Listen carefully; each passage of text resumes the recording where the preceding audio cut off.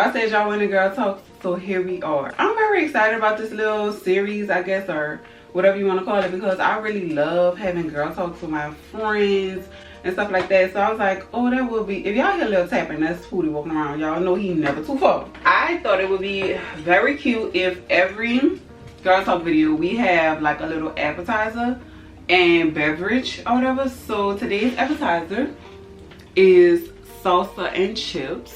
Love all kind of home decor stuff. So these this plate is from Home Goods. This little salsa thing is from Hobby Lobby, and then the inside it says ready to salsa. Love that. So, and our beverage is going to be water. I wanted it to be a cocktail, but I had to drink coffee this morning because my workout had me like a little bit tired. So I was like, I'm not gonna do coffee and a cocktail, even though y'all know I barely be having alcohol in there. But still, let's take a little bite first.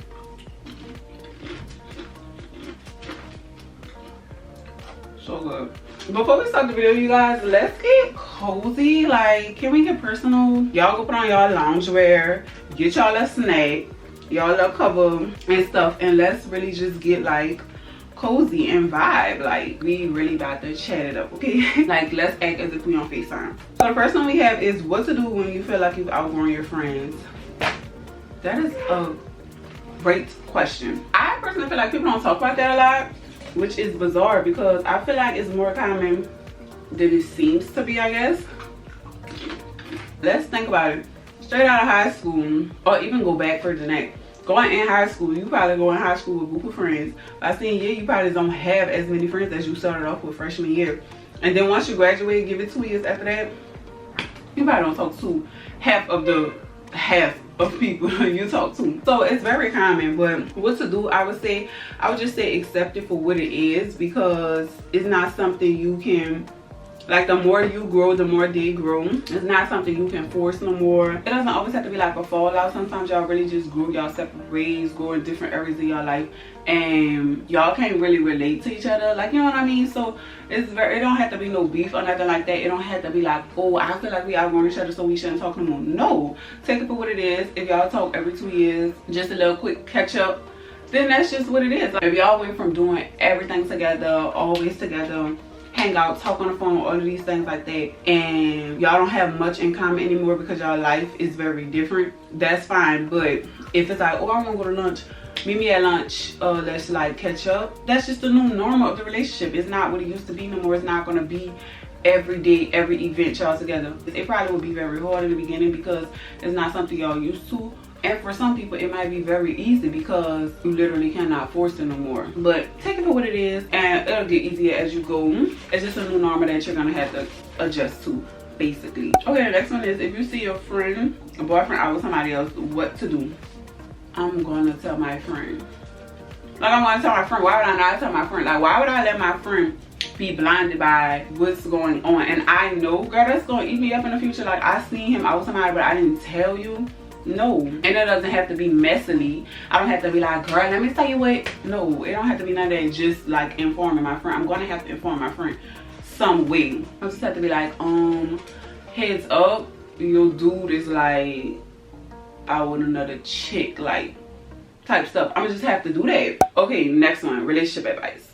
So y'all said number one or top things you feel like you need or should look for in a relationship. Oh, it's so many. It's really a lot, but to be honest, I can't wait to do another girl talk about just relationships and being in your 20s. I don't know. I'm on an entire different chapter in my 20s than what I was like in high school relationship wise. So still figuring this out myself too. But it's Pootie trying to get out for me. But I can't let you out because you're gonna be barking and I don't need you to bark. You don't bark when you're with me. Get your tennis ball. So to be honest, my number one, hands down, you have to be equally yoked with a person. And when I say equally yoked, I don't mean like he make $100K, I make $100K. He got 2 houses, I got 2 houses. No, I don't mean like that. But I mean like values, morals, views on topics and things. I feel like have to be as aligned as possible, because it would seem like it wouldn't come up in your everyday relationship.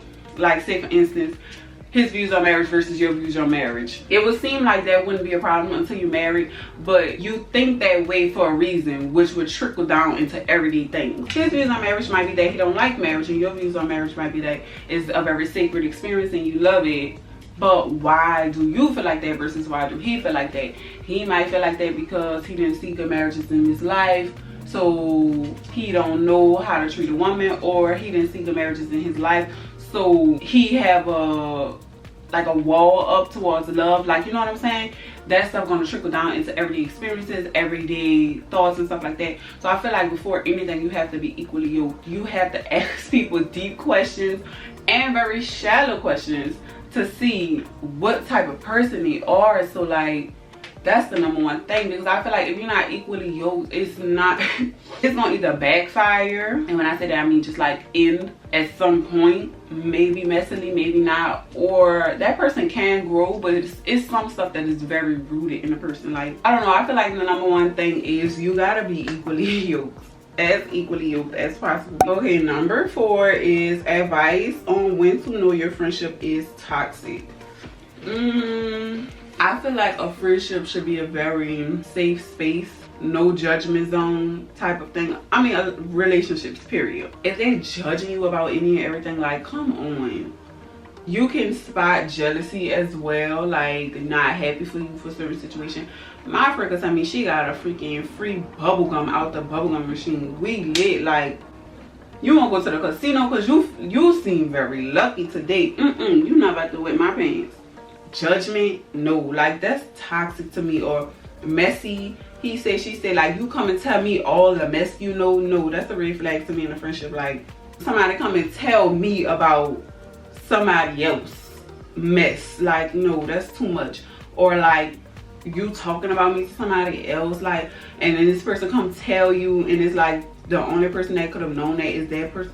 That's too toxic, that's too messy, and ain't nobody got time for that at all. Like, Number 5, we halfway through, you guys. Social media normalizing cheating. Let's just be very honest here. Social media normalize a lot of things, but I feel like that's just your views on things. So like, for instance, social media normalizing cheating means that's a view or a standard or something you have on men cheating. Like, you know what I'm saying? That's a no-go for you. That's a no, non-negotiable, I'm done after that for you. Versus somebody else could be like, oh, we could work it out, blah, blah, blah.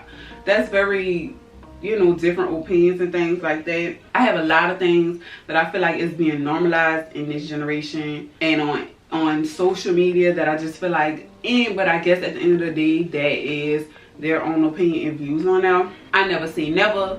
I never be like, oh girl, if that was me, I would have known, because you don't know until you in that situation. But I do feel like it be accepted a lot. My thing when it comes down to social media is take whatever it is for whatever you see it as. Like, you know how people be like, oh, relationship goals.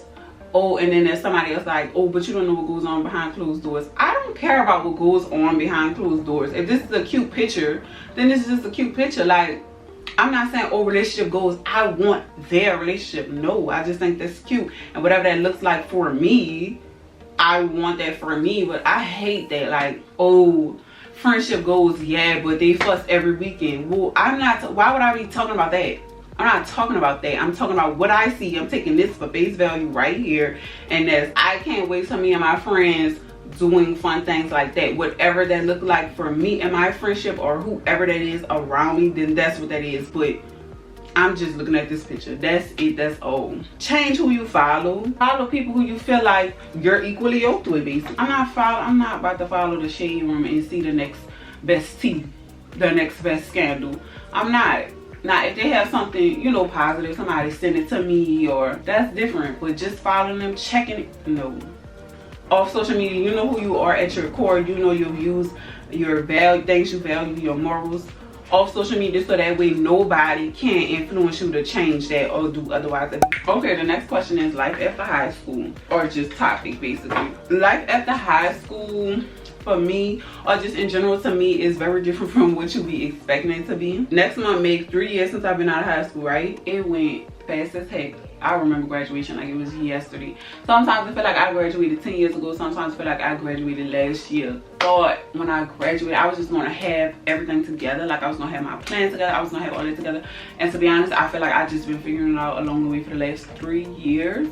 And now I kind of feel like I finally feel like I got in a groove of like my daily routines and blah blah blah. It's your 20s, enjoy them, have fun. Like it don't always have to be seriousness, you know what I'm saying?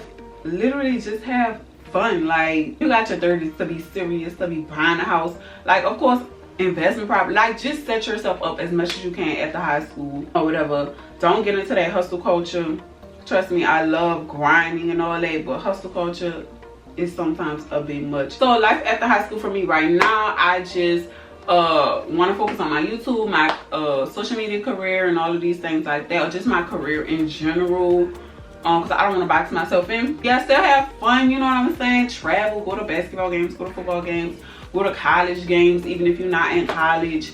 You know what I'm saying? Just literally have fun and just make sure you set yourself up for your future. I feel like wait as long as you can to create responsibilities for yourself. If you can. If you can't, then you know you just can't. But just wait. Don't try to grow up so fast. And that's my take on life after high school. Number 7 is hygiene. How to always smell and look nice. So I would say smelling nice. Just make sure you are always clean. Always have nice lotion, nice perfume, stuff like that. Always carry it in your bag before you walk into a place, you can spray yourself, you know what I'm saying? Put lotion on, make sure you're not ashy and stuff like that. Like for your oral hygiene, you have your mouthwash and stuff like that. Gum, peppermint, before you walk in somewhere, you know, you can pop that in your mouth.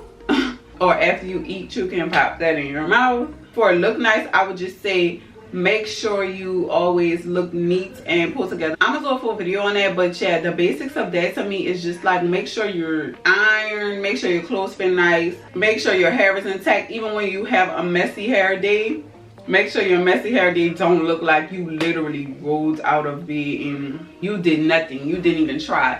And if you do have that, then I would just say put on a hat, put on a turban, you know what I'm saying? Just make sure you look like you actually took time to get ready. Even if it's not your Sunday's best, your chill every day running errands type of vibe should still look like you actually took time to get ready. You know what I'm saying? Don't have on like no bonnet outside and stuff like that, because it really just look like you're tired and you rolled over and got out the bed. Even if your bonnet is leopard. No. For me, that's a no-go. Never ever step out the door with your bonnet. I don't care if you're going to the mailbox. Take it off. If it's raining, put on a hat or use an umbrella. That's what umbrellas are used for. Like, why? No, I want to always look. You never know who you're going to meet. You never know who you're going to see. And not even for nobody else, for yourself. I want to feel like and look like I actually took the time to be presentable for myself. You know what I'm saying? So, yeah. How to shoot your shot. Should I do a full video on that? No, I can't do a full video on that because personally, I'm not shooting a shot. I just feel like he who finds a, you know, I'm not the hunter. I feel like the guy is the hunter. But let me say this might be an unpopular opinion because a lot of people feel like go after what you want, and I'm with that. Trust me, I'm just not gonna shoot my shot at a guy like, oh, what's up, what's your number, what's your name? No, that's not me. I'm not gonna do that. But I feel like if you and a guy are in the same building, I guess, or whatever, and you feel like you like him or something like that, you can do little flirty things very, very slightly. Like, I mean, eye contact type thing, or like if he look at you and he smiles or a little, that's it. Not too much, not too giddy, like, oh my god. No, very slightly, like very chill with it. But more than that, like, oh, what's your name? No, I don't do, that's not my thing. But I'm sure there's videos on YouTube for women that like to shoot their shot that you can find, but I'm not that girl. You're not gonna find that here at all. Red flags in a relationship and friendship. I feel like red flags are different per person because of course they have some that we all gonna agree on, but I feel like they're different per person because what a red flag is to me is the things that you like, your values, your morals, non-negotiables, from a guy, standard you have for a guy, if they do opposite of that, then that's a red flag. If you don't like liars and off the bat you like where you at, he like, oh, I'm at home chilling, and you see him at the gas station coincidentally, then that's a red flag. But if you be like, I mean, you can lie from time to time, everybody lies, then that's not a red flag for you. So you need to find out what your morals and standards and values and non-negotiables are for a guy, and if you do anything opposite from that, then he's not the one. That's a red flag, a big stop sign. Not even a red flag, it's a stop sign. Don't even go further. Don't go further, because especially if it's in the beginning, like if you can do this in the beginning, you for sure gonna do it when you get comfortable.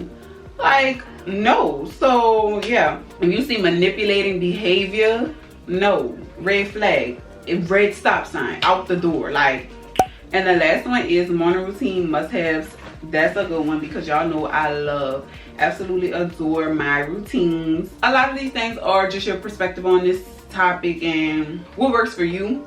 But to be honest, I feel like your morning routine is to set your tone for the day. So I feel like if you like emotionally, financially, physically, spiritually, mentally, just try to find something easy and lightweight to do in all of those areas, to be honest. Maybe not financially, because you don't want to be crunching on numbers first thing in the morning. Like, that's bring some people anxiety and stuff like that. But maybe money affirmations or something, I don't know. So that's our first girl chat, you guys. We had 10 questions. So I'm seeing you in my next video. Bye guys.